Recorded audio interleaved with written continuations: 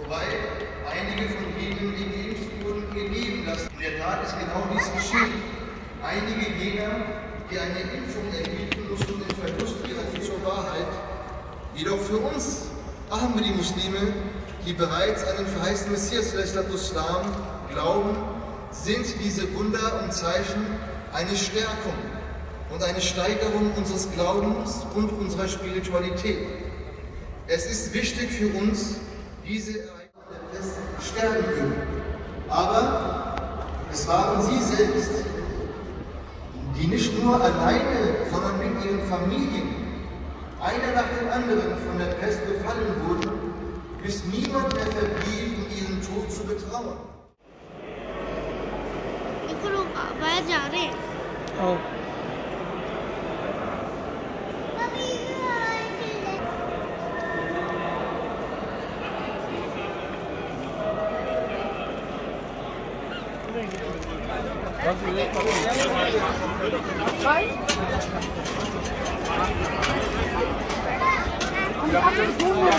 Ein Donut. Füllung nur. Füllung